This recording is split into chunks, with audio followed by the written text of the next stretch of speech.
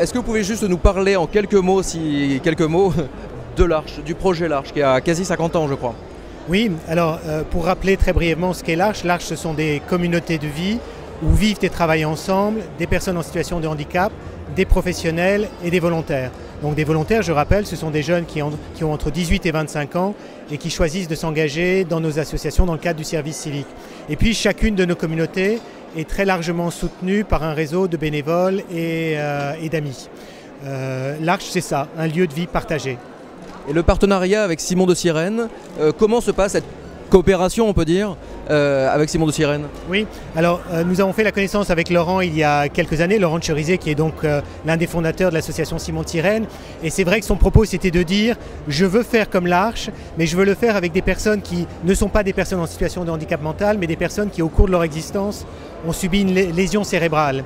Et nous avons dit à Laurent, écoute Laurent, on veut bien t'aider, mais c'est vrai que nous on ne connaît pas, on ne sait pas. Donc on a commencé à travailler Simon de Sirène et l'Arche ensemble autour de cette idée de vie partagée, nous à l'Arche avec des personnes en situation de handicap mental et à Simon de Sirène avec des personnes donc, qui sont cérébro-lésées ou qui ont subi plus largement une lésion cérébrale. J'aurais juste une dernière question avant de vous libérer. Sur votre parcours à vous, comment devient-on directeur général de l'Arche en France?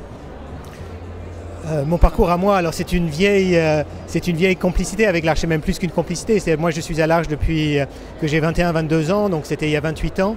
Donc c'était une vieille histoire. J'ai commencé à l'époque, j'étais objecteur de conscience, il y avait le service militaire et donc il y avait le statut d'objection. Et j'ai vécu en foyer pendant quelques années.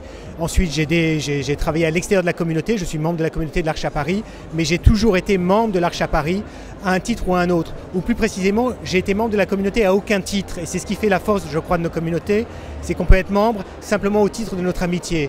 Et c'est ce qui a été le fil qui m'a uni à ma communauté pendant des années, jusqu'à ce que je reprenne de manière un peu plus formelle un engagement au sein de l'Arche. Est-ce qu'il y a des projets, des développements à venir pour continuer justement de porter le message, comme cette journée aujourd'hui par exemple?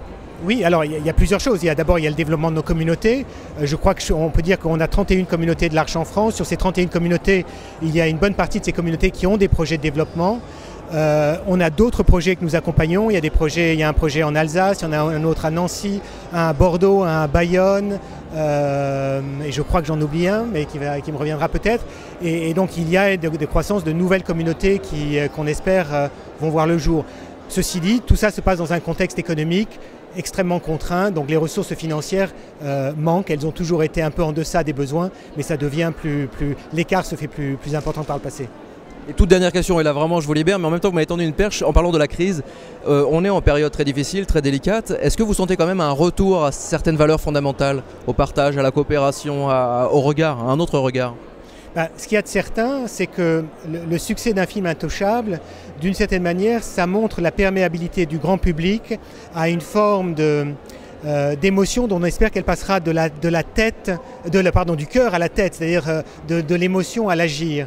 Et on se rend bien compte que d'une certaine manière, ce film-là, il a parlé à ce public, il a parlé à un très large public. Et je ne sais pas ce que ça produira, mais en tout cas, ça montre une disponibilité du public le plus large à des valeurs qui, par ailleurs, pourraient sembler malmenées, mais qui peut-être ne le sont pas tant que ça. Merci beaucoup, Monsieur Posner.